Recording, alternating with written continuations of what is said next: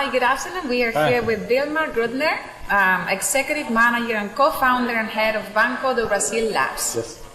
Nice to meet you. Nice to meet you too. So could you tell us a little bit why Banco do Brasil decided to create this innovation lab in Silicon Valley? So the first thing is that Silicon Valley is a reference about this innovation mindset and collaboration. So this place is an amazing place to meet innovative people and to have the academy close to a very strong entrepreneurial system, and also a place that has a lot of funding.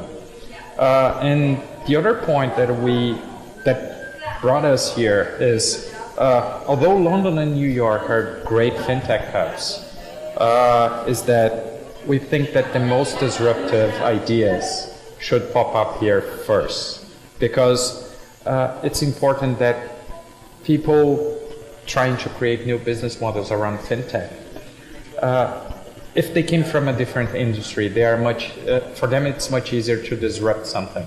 So they don't have the same restrictions that a banker would have.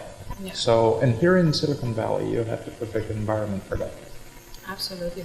So tell us a little bit in that same line, how do you see your alliances or the importance and the role of strategic partnerships with these developers? Yeah, I think, again, we have a lot of cultural things to learn. I think we have a pretty good background around risk and how to scale things.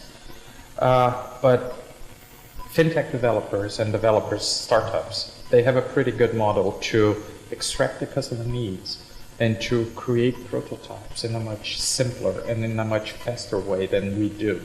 So first of all, it's learning how to do that. So we have people inside our company that would understand them and would be able to partner. But on the other hand, is to create the platforms where we can together provide a good experience for our customers. So it's much around partner, learning with each other, than just a one-way relationship. That's what we are looking for, a two-way relationship.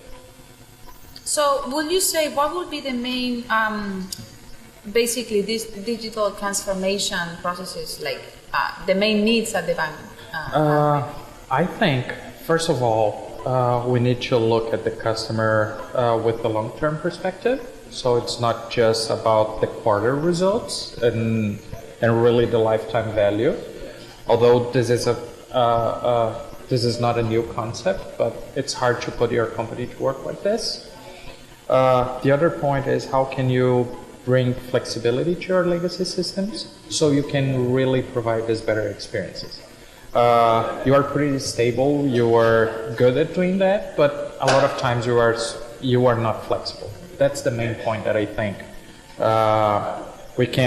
we probably will be in a stage where both will live with each other.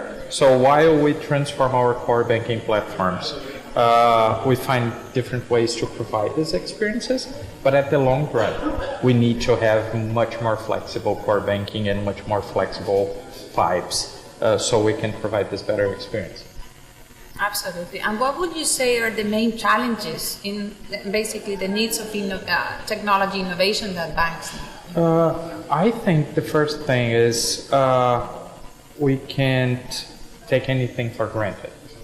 So although we have a pretty good market share, although we have customers that like us, we need to be evolving every time. And this has a lot to do with the mindset of our employees and really looking at customer needs and thinking differently, being more simple, nimble.